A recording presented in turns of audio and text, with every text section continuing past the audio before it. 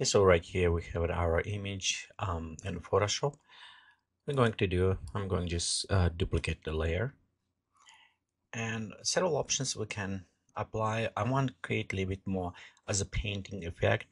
And one thing with painting, you actually sometimes don't have these high details. If you look closer, we have nice details. So I want to reduce them and make look a little bit more painting alike. Maybe add some brush strokes. So let's go ahead first and pop up sharpness. And normally I'm using high pass, but for this one I will just use it simple sharpening. Let's set to 0.8, and let's see how much we want to increase. So maybe about 60. Okay, next we'll go to brush strokes, and we have a cross patch or a spatters. It depends. I think on this case cross patch will work a little bit better, so they add all those details. Okay, so let's go ahead, click OK, and next we'll go just can play with a little bit opacity, so we still have it all those some come up details, but at the same time you can see we have it nice brush strokes kind of going over our effect.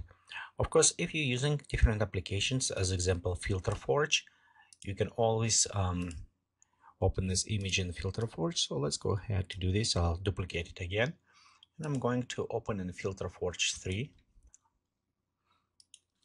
So in Filter Forge we have many different nice filters. The one what I want to show you, it's I created in Filter Forge, and let's look on this. It's called Twisted Look, so we can add some brush strokes, and also the one which I'm going to overlay, going to engraving.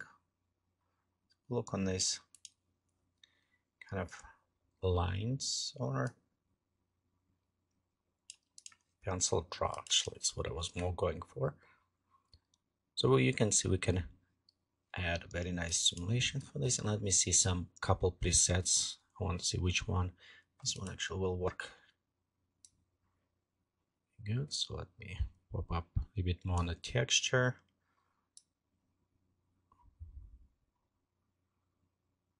Some strokes on the pencil strokes, maybe.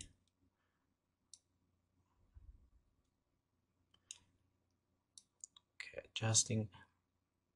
Okay, again, this is filter. It's I built in a Filter Forge, and you can open and modify if you need it, but I'm just looking mostly for this brush stroke. Okay, when it's fine, I'm going to apply, and next what we're going to do is kind of merge them with overlay. Okay, so right here, let me disable this layer, and we'll just set to overlay. So you can see we already applied kind of those brush strokes. Again, we can just slightly reduce. Let me check on our screen effect.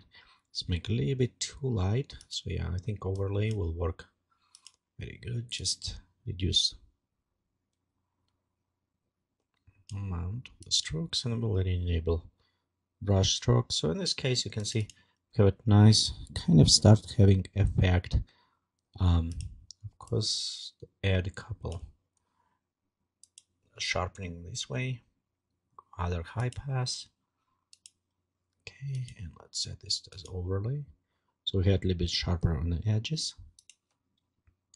And there you go, we have an image that will look a little bit almost like a painting with some nice applied brush stroke and effect. Okay, so let's go actually change this to slightly better effect. Okay, and let me switch actually this to color light.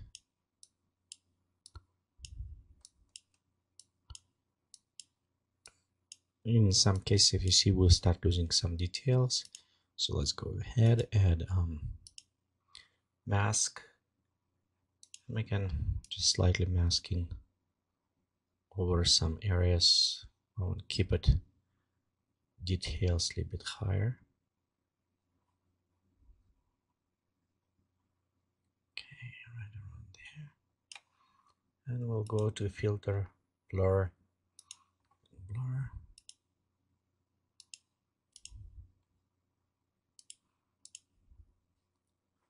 I'm gonna add a little bit more details to these